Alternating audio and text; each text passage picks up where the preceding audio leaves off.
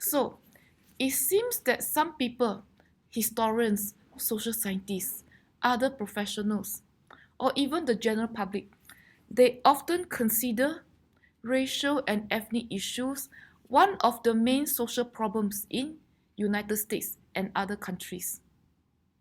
And this you have to judge for yourself. And it seems to me that racial issues is not a new thing.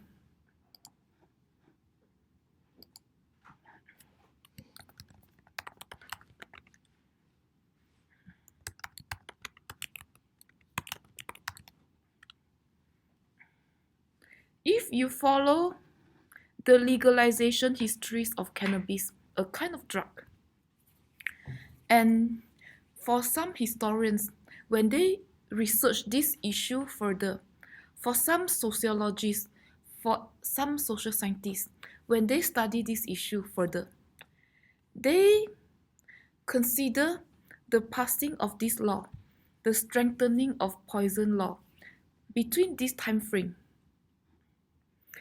is or was motivated by racism. And because Mexicans, they came to the US mainly to work in the 1910, around the 1910 or the early 20th century. And because apparently, according to Wikipedia and many other sources, they consider cannabis a much cheaper form of relaxation than alcohol or smoking. So Mexicans, migrant workers, they tended to use quite a bit of cannabis to relax after work.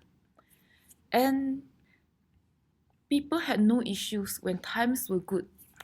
And during recession time, the Great Depression, jobs were scarce, resources were scarce. Because of that, when people were competing for limited jobs, when people were competing for limited resources, they start to perceive others as a threat, whether others similar to them or others different from them. So this was what happened. According to some historical sources, the passing of this law was motivated by racism because of competition of scarce resources. So you have to decide for yourself whether the passing of this law was motivated by racism or not. I cannot make that decision for you. Oh, we already have this here. My bad. Okay. So, race and ethnicity remains the most controversial issues in many countries.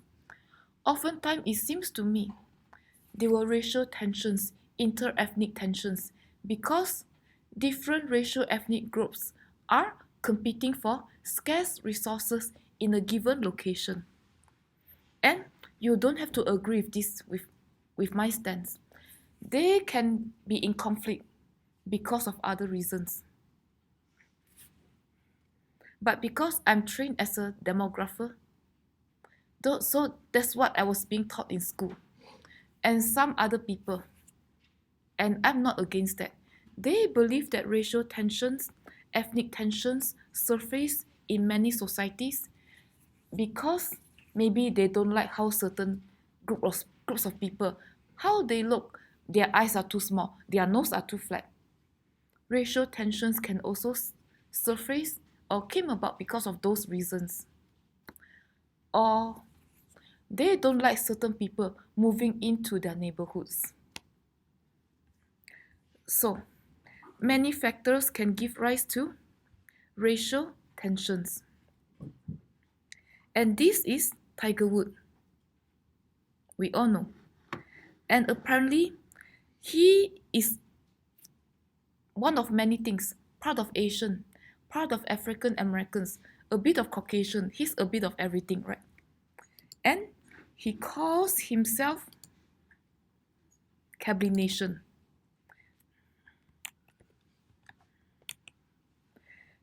So maybe he does not want to identify himself as any of the census category, and he calls himself Cablination, even though these, like Chindians, are not official census category. So this is another example we see where race or ethnic groups are socially constructed.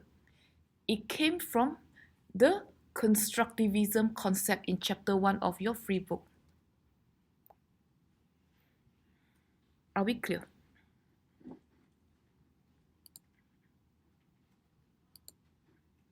So, this example from Tiger Woods again tells us that race and ethnic categories are created or constructed by people in a given society.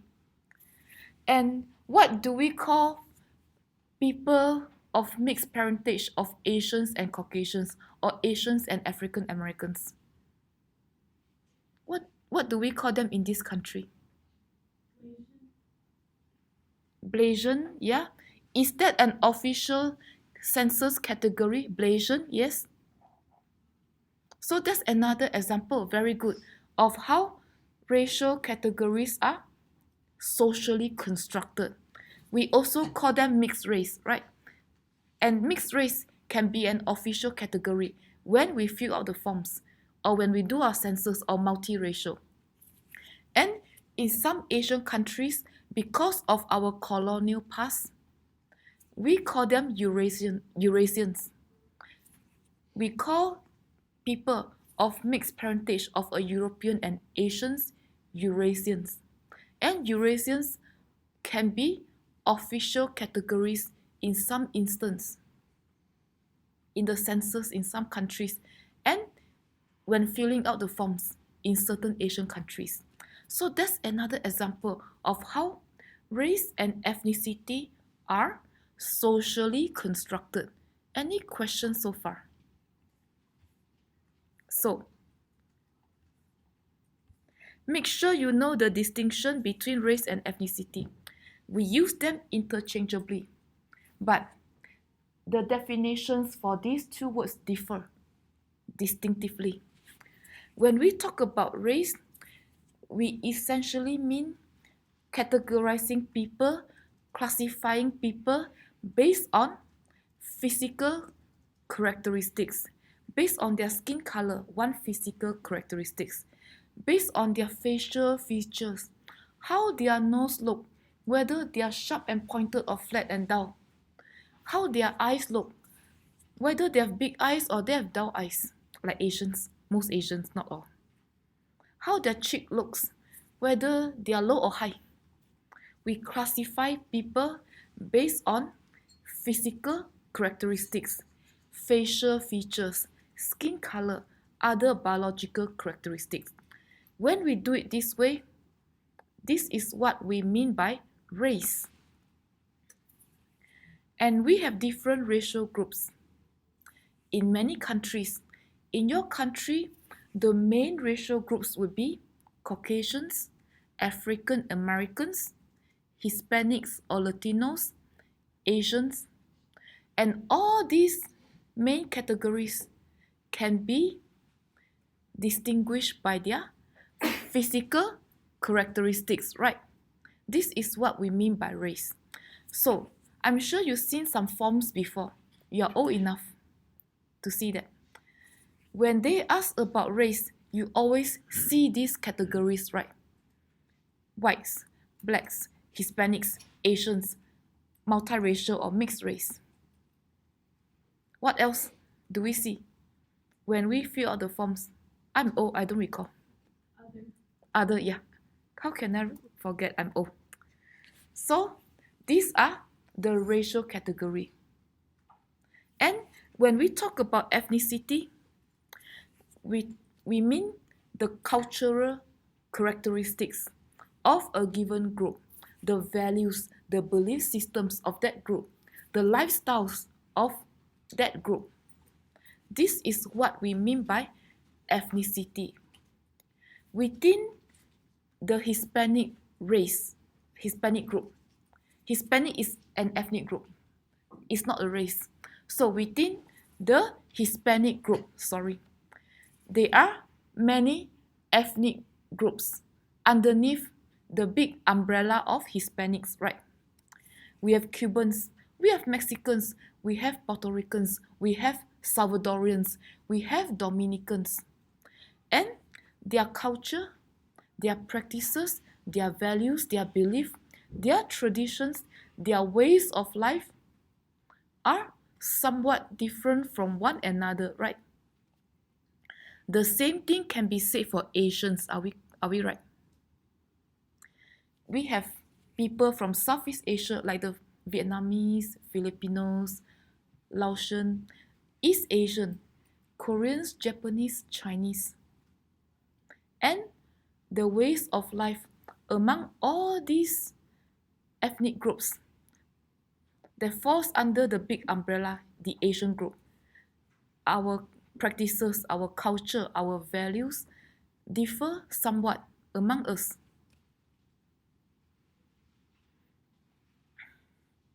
But we can use a big brush stroke to classify people based on physical characteristics.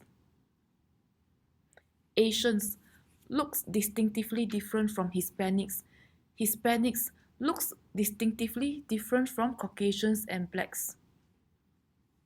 But we all know, within each Asian groups, sometimes people from Southeast Asia tends to have darker skin color than people from Eastern Asian countries. But on a larger scheme, we can classify people into different groups by physical characteristics, facial features or skin color, or other traits. When we do this, we mean race. When we talk about culture and lifestyles, we mean ethnicity. Okay, this was what the European immigrants, they did when Industrial Revolution just took place. They needed more market for their products from the factories. They needed more raw materials to keep their factories running back then. More coal and other stuff. More rubber. More metal. So this was what they did through that invention. One of them is the big boats and big ships. They travel to other continents to look for raw materials and new markets to expand their products. So when they travel to Asia, they realize people in that continent look different from them. Their features, facial features, and other physical characteristics. So they call this group of people Mongoloids. And when they travel to the African continent, they realize this group of people look different from them and the Asians. They call them Negroids. So, racial categorization actually began long time ago, around the time of Industrial Revolution. And in its initial phase, there were only 3 main classifications. And when the European immigrants came, see if I can show this properly.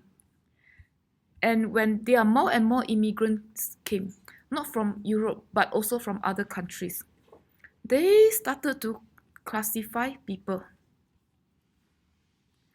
I don't think I can show this properly. I don't have PowerPoint.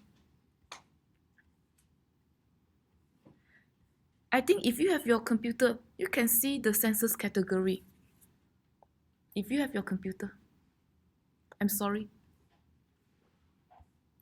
Yeah, things are not showing properly here. I'm sorry. I think it's from this slide. So, initially, in the late 19th century and the early 20th century, people were classified based more on ethnicity than race. If you have your gadget, you can look. Or you can take a look at home. And people are classified as Japanese, mulatto, and whatnot, based more on their ethnicity, Irish.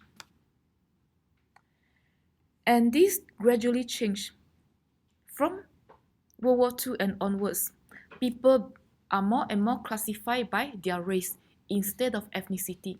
So again, these two slides or example of how the early European immigrants classify different groups of people in the US is another manifestation of social construction of race. How you classify people in your census is essentially a manifestation of social construction of race. Any question? Okay.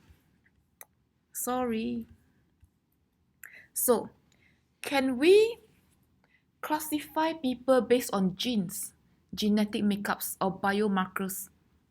Can we classify people merely solely based on genetic makeups or their biomarkers? Can we classify people just based on their genes? Is that a way? How many genes do we have? Millions or billions, who knows? So, is it possible to classify people into different racial groups or different ethnic groups based on genes, genetics, or biomarkers? Not really, or almost impossible. Even now, we have more and more computing speed. It's still impossible. So because of that, people classify others by physical characteristics, which is called race, and their culture or ways of life, which is called ethnicity. Hardly anybody classify people based on genes. So some of you may have heard of this if you are from biology or the natural sciences, the famous Human Genome Project. That's what they found. We are almost alike, 99.99999% alike, based on genetic makeups, based on our genes. Genes only account for 0.1% of our differences. So it is almost impossible to categorize people based on genes. And another important finding from this project is that the physical differences are more distinct within a racial group, like Asians, South Asians, Southeast Asians, East Asians, from all these different countries in Asia. They look distinctively different. The same thing can be said for Hispanics and Latinos. Okay. I'm sure you heard of this word, racial profiling.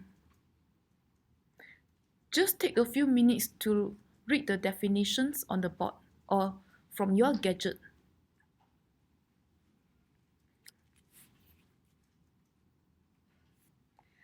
Okay. So, one of my ex-colleagues from Delta State, my previous university, she is African American. So one day, after she knew me or she knows me for a long time, 3 years or so, when I was about to leave to come here, one day she brought this up. She said, when my kids were small, when we were stopped by police, the kids will throw a fuss at the back seat of the car. So this process would take longer. When the kid threw a fit, maybe they were eager to get home or to get to other places. They did not know better when they were young, when they were toddlers, right? So when they were big, like now, or when they were teenagers, oh, they got the gesture. They figure things out. They wisen up, essentially. They would be quiet when she was stopped by the police. So the process took a lot faster when her kids grew up. So this is one manifestation of racial profiling. So after she said this to me, I thought within myself, yeah, as a tenured professor, accomplished professor, well-published professor, she couldn't or she still can avoid racial profiling in Mississippi. Actually, she got her PhD somewhere from Texas Tech in political science. And she moved to Mississippi to take this job. So, this is what we mean by racial profiling. And it's still happening today.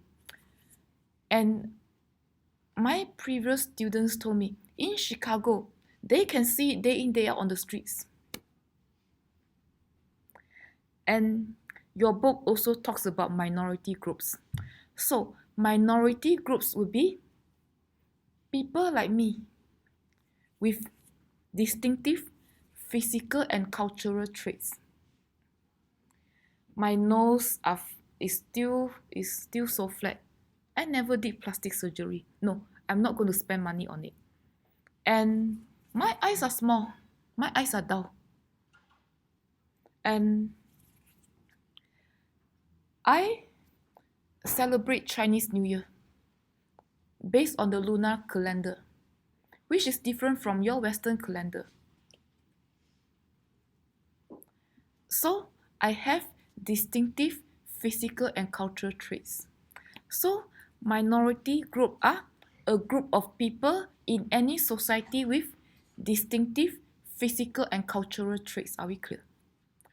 And subordinate group is a group of people in society where their status or position, social positions, are below or subordinated to the mainstream society or the other people in society. And some countries have a subordinate group, some don't. During apartheid in South Africa, the majority blacks were the subordinate groups in that country.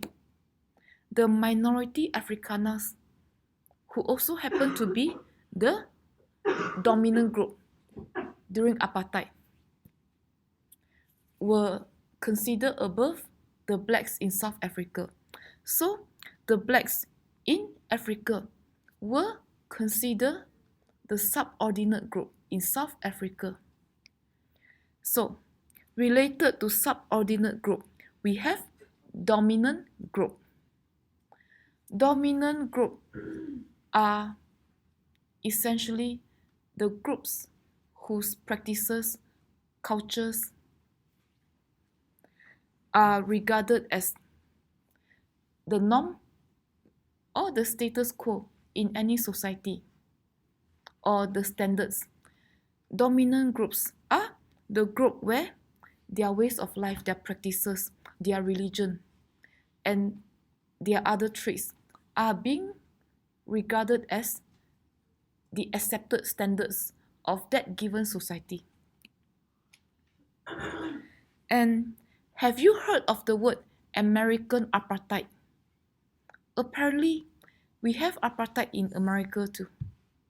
Have you heard of the word American apartheid? If not, you can ask Dr. Google. So, some historians or some social scientists or some people in general, they consider many southern states, Louisiana, Alabama, Mississippi, certain parts of Tennessee, certain parts of Arkansas, as characterized by American apartheid. So, the American apartheid mirrors the apartheid that occurred in South Africa. And to some degree, sometimes I feel that it is true. You don't need to agree on this. When I was living in Mississippi, first as a grad student for 6 years, and after that I came back to Mississippi after 3 years in the corporate world to become a professor in a different university. And this was what I saw. Sometimes I saw that the janitors, the cleaning crew, they were predominantly African Americans, the cleaning crew. And if I go to the supermarkets, yeah, people who are stocking the shelves, people who are cashiers, people who are doing other manual labor, they are, I think they are still predominantly of African Americans. Because I'm barely 5 feet, as you can see. So sometimes if there's certain things I couldn't reach on the top shelf, I always ask the employees to help me. And if I remember correctly, all those who helped me getting stuff up there, way up there, were African Americans. And sometimes we also see people walking around these supermarkets or grocery stores with ties. They are the managers or supervisors, and they were always whites. So I think American apartheid still exists in certain parts of the country. And I remember one of my previous department head, she used to tell us during graduation time, graduation ceremonies, the invited speakers and all those speakers, the big guns on campus, they are always white, or they were always white, especially in that part of the country. And after the ceremony ends, the cleaning crew are always African Americans. So I believe that American apartheid still exists in certain parts of the country, and they are still dominant and subordinate group in some parts of the country. But they are minority groups in many societies, many countries. Questions so far? Okay. So if you have your gadget, or you can take a look when you get home. This will not be on your exam. This just show when people from different racial ethnic groups became citizens of this country. And do you know the meaning of the 3/5 rule? If not, we can always ask Dr. Google. It doesn't matter.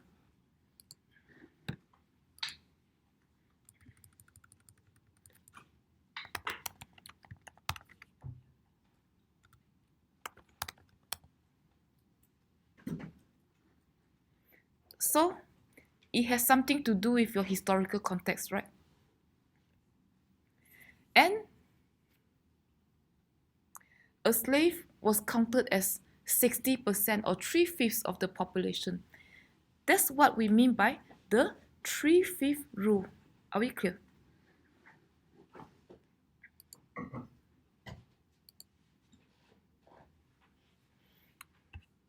This will not be on your test. I'm just showing you. And there we have the census. Okay. So, more definitions. This is somewhere in your ebook. It will be on your test. Prejudice. Prejudice comes from the word prejudge. We are prejudiced when we tend to prejudge another group of people, another individual from another group, based on inadequate information, based on our own standards. We can also be prejudiced and prejudge others because of xenophobia. We have an irrational, unfounded fear towards another group. This is what we mean by xenophobia. Having an irrational, unfounded fear towards another group of people. And we can also be prejudiced and prejudge others because of our own stereotypes. Stereotypes are oversimplified beliefs about people from another group. Stereotypes can be based on race, based on ethnicity, based on age, based on sex and gender and whatnot, or even based on income and education level. Certain police may be circling certain neighborhoods because they got the mindset that, oh, this poor neighborhood where the majorities have low income, unstable jobs, low education, it has to be high crime. That's another manifestation of stereotypes. And some employers think that older workers are slow, are less tech savvy. That's another manifestation of stereotypes. So, I had a student at Delta State. He happens to be African American. And at Delta State or in Cleveland, Mississippi, that town is not safe at all. It's high crime. So he had his car window broken. They stole his laptop. They stole his textbooks. And some people suspected maybe it was done by drug dealers. However much money they could sell from his textbooks. We know textbooks, they don't worth much, right? We all know that. His laptop may worth something. So he got these two things stolen and he could not afford to get new ones right away. So all faculties, we loan him our additional textbooks. And that's how he operated. He went to the library. The library at Delta State has a computer lab like your library. He stayed from dawn to dusk until they closed. He was there as soon as they opened. He stayed until 12 a.m. to do his work.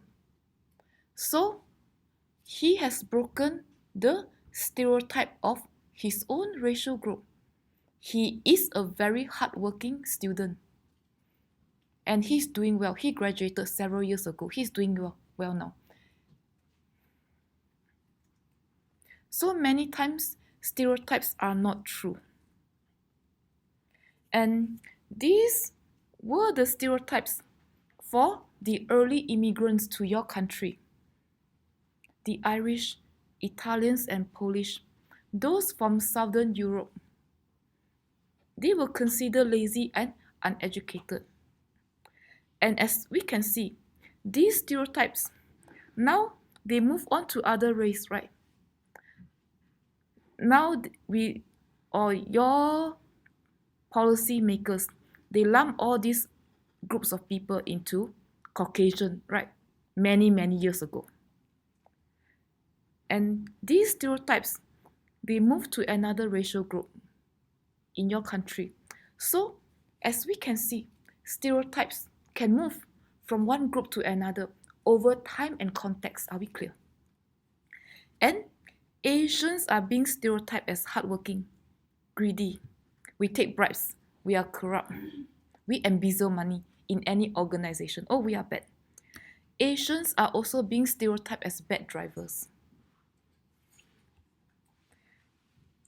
As you can see, stereotypes can move to another group over time, through generations.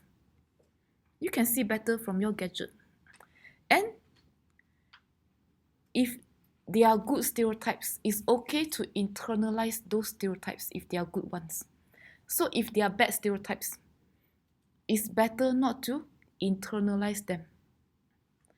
If certain racial ethnic groups are being stereotyped as not putting enough effort, not trying hard enough, it's better for that group not to internalize those negative stereotypes. Whether it's positive stereotype or a negative stereotype, when we internalize them, it becomes a self-fulfilling prophecy.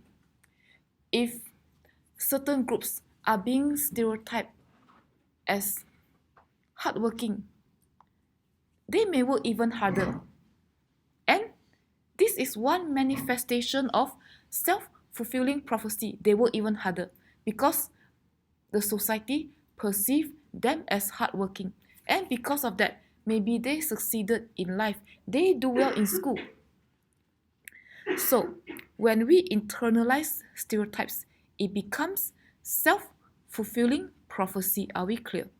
Questions so far? Okay, I'm at the stopping point.